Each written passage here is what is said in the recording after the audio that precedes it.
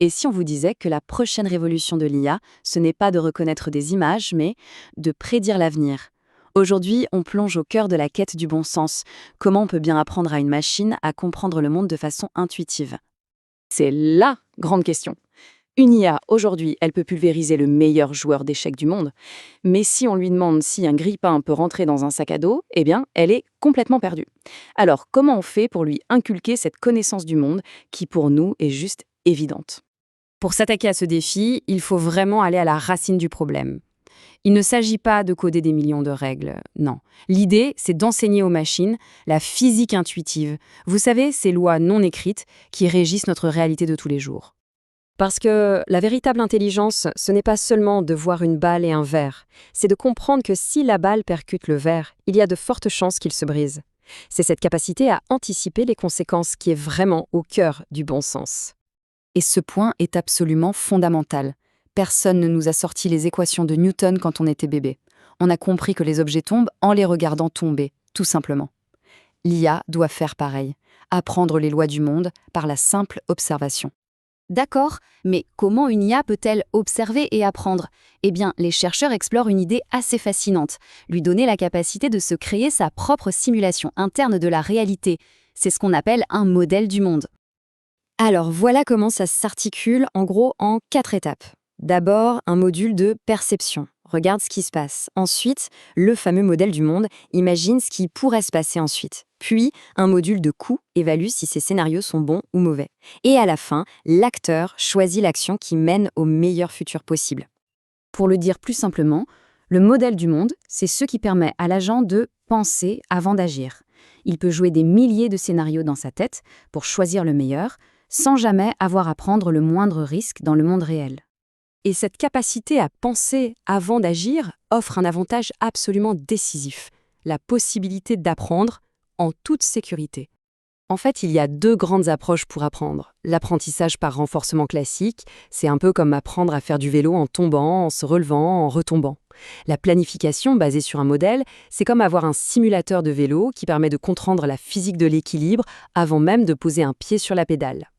Cette analogie, elle est vraiment parlante.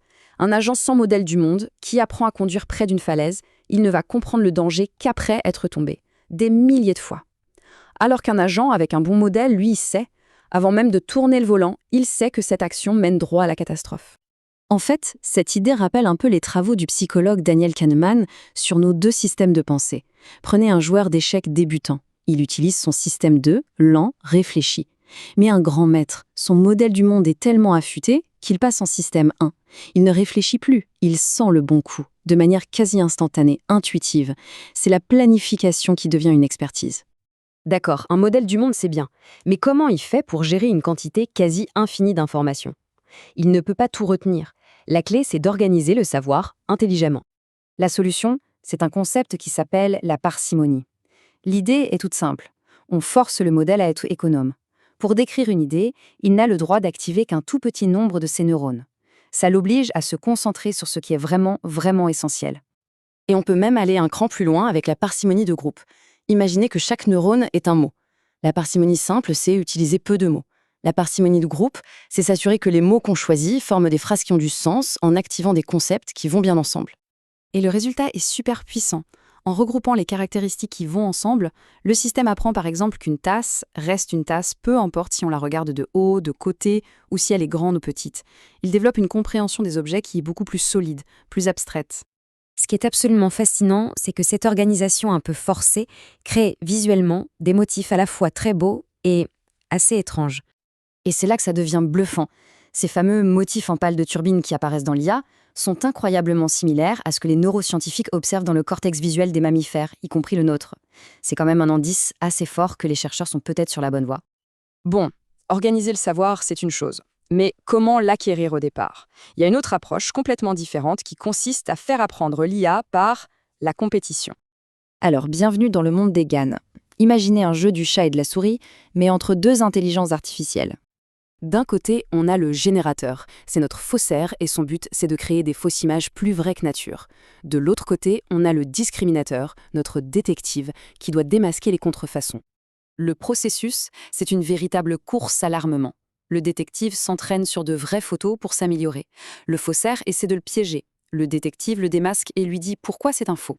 Le faussaire prend note et revient avec une meilleure contrefaçon. Et ça continue encore et encore, chacun forçant l'autre à devenir meilleur. Et c'est ça, le coup de génie. Pour gagner à ce jeu, pour créer des faux qui sont indétectables, le générateur n'a pas le choix. Il doit développer un modèle interne de la réalité qui soit incroyablement riche et détaillé. Pour bien mentir, il a dû apprendre l'essence même du monde. Alors, si on résume les points clés. Les modèles du monde, ça permet de simuler pour planifier sans risque. La parcimonie de groupe, ça organise le savoir d'une manière qui ressemble étrangement à notre cerveau. Et les GAN, eux, apprennent comment le monde fonctionne à travers un jeu de dupes permanent.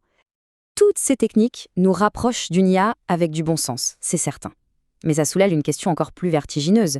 Si une machine finit par posséder une simulation interne riche et complexe de la réalité et de sa propre place dans cette réalité, à quel point est-ce si différent de notre propre conscience ? La question, bien sûr, reste ouverte.